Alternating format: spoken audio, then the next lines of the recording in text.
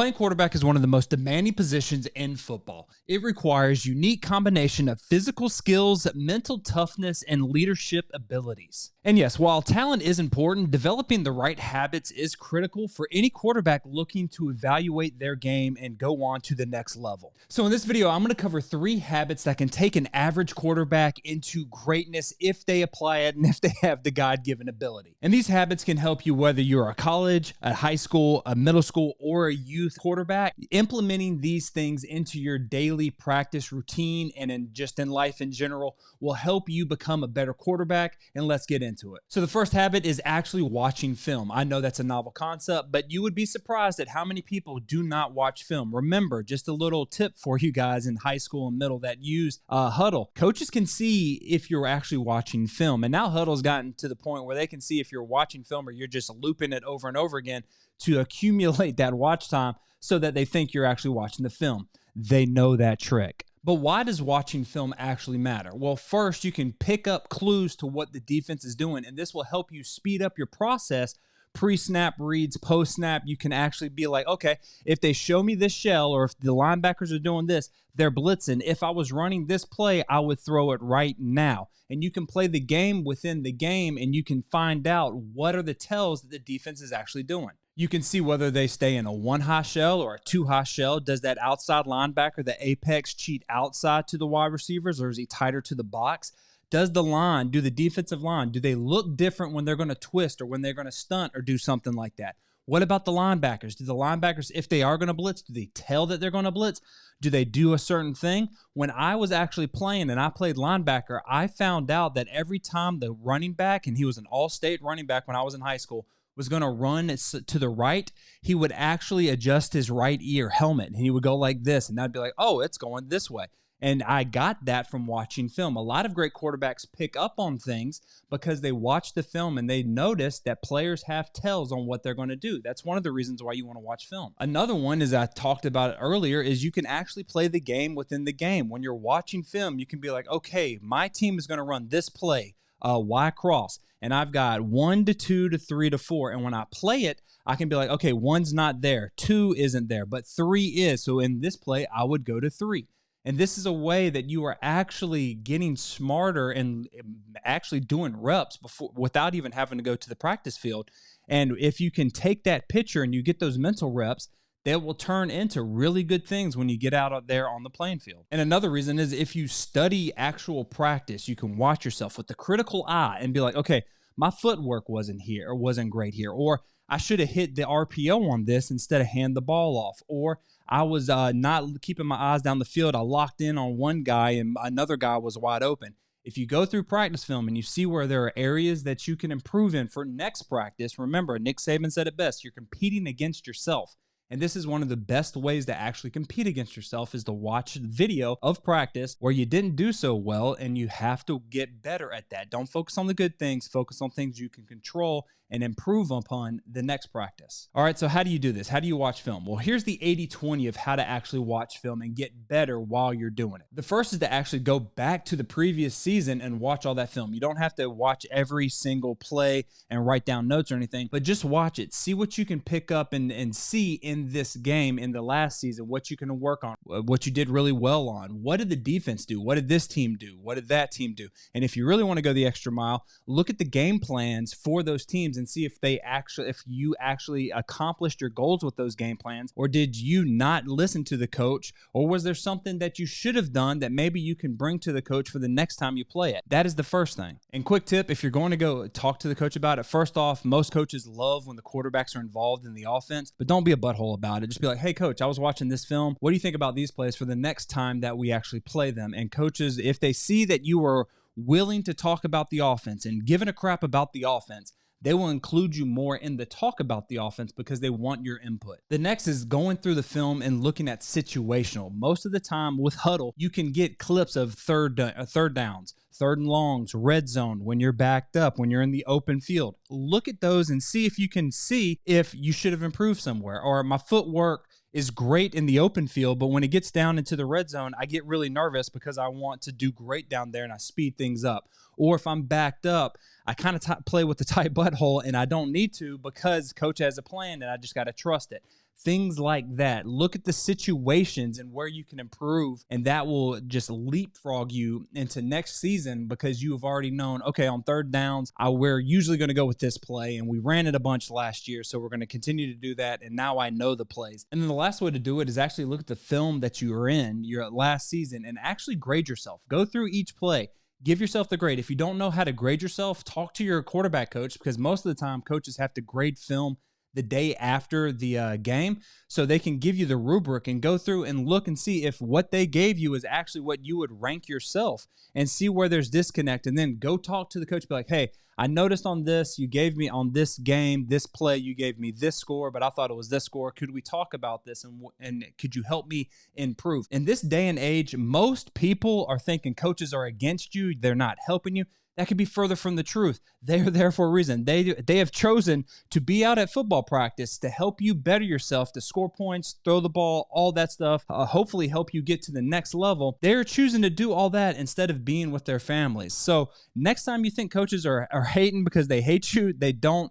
You have to show initiative, and this is one of the ways that you can show an initiative that will get the coach excited and talk to you more, and you will improve. So again, to recap, habit number 1 is actually watch film, and if you watch film, you will focus on the fundamentals. You'll see where you need to improve, where you are actually good at, and what you can do to get better for next year. And it'll give you an advantage mentally over the opponent because you've already seen what they do. And most defensive coordinators don't change that much from season to season. Habit number 2 is prioritizing fundamentals. What I mean by that is in the offseason or whenever you have a chance, you want to laser focus on your fundamentals, your throwing motion, your footwork, your eyes, your progressions, the little things that matter because little things lead to big things. And if you prioritize fundamentals and being fundamentally sound, that will be about 80% of this battle when you go into the game. So what are a couple of the drills that you can master? Well, I'm going to be honest with you. I'm not your quarterback coach, and I know that your quarterback coach has a ton of drills, but just focus on these 3 areas and find drills that focus on these areas. So the first thing is either footwork and drop back drills. Most quarterback coaches have these kind of drills. I will drop some drills down in the description down below that I am fond of and for a reference for you if you want to do it when you're at home. But most of the time you need to work on the footwork because most concepts in football, passing wise, are on a timing or rhythmic base, meaning on this step, when my foot plants and hits the ground, I should be going to this wide receiver. If he is not open, I need to quickly reset and move my eyes to the next wide receiver. There's drills for this, individual drills. There's also team drills where it works on the progression and everything. But really nail down this footwork and timing because you don't want to think about it when it's game time. You want it to be automatically. And how do you make it automatic in the game? By focusing on practice, working on these footwork drills. The next is some form of scramble or rollout and throwing on the run. You would be surprised how many quarterbacks I've been around that do not know how to throw the ball on the run. Most of them are running backwards and trying to throw it down the field, which is not the case. You want to be going toward the line of scrimmage when you're throwing it. And also when they scramble, their eyes drop and they're just worrying about who's going to hit them instead of moving around in the pocket, keeping your eyes downfield, because when the play breaks down, that is when a lot of big plays actually happen. And if you want to bonus some brownie points for your coach, ask if they have a scramble drill so that you know when the play breaks down, everybody is going to fill in a side of the area. So it makes it easier for you. If your coach doesn't know what I'm talking about, say, hey, something like the air raid scramble drill or something like that. You can incorporate that drill no matter the offense you run. It doesn't have to be the air raid. It just helps you know, hey, when I scramble, there's going to be someone high, there's going to be someone medium, and there's going to be someone low. And then another drill to tie on to that drill is a pressure drill. A lot of quarterbacks, the moment they feel pressure anywhere, their buttholes get tight and then they're just out and the play just breaks down. And that wouldn't have been the case if they just felt that pressure and slightly moved up into the pocket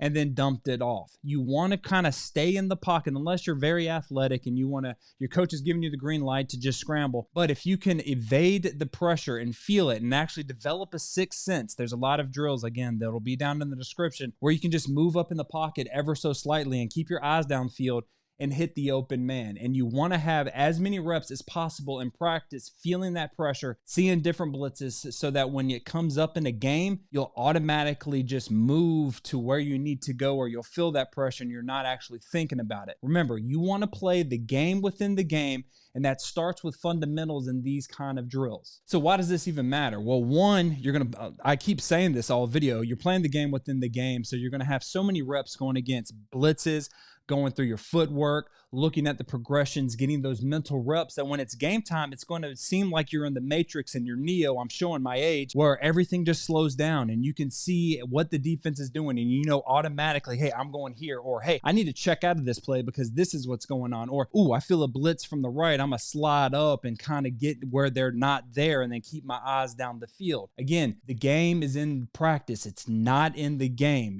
What you do in practice is pretty much going to show you what you're going to do in the game. And if you take practice in these drills half-assed, then in a game, it's going to show up and you can only be mad at yourself. The footwork drills and everything, it matters because you'll get the timing right and you'll be able to get the ball out before they even get to you if it's pressure, because you've been going through all of this stuff. And you're going through the reps over and over again so that it's automatic. You don't have to think about it. And then it frees up a lot of mental capacity in the game, because now you know, okay, they should be like this. I can check to this. Or, oh, here's a blitz. I'm going to move up. I know exactly what I'm doing because this is what we practiced on Wednesday of this week. And remember, no matter how experienced you are, every single great quarterback focuses on the fundamentals. That's the reason why in the NFL, in the offseason, you see all these quarterbacks going and working just straight up fundamentals over and over again.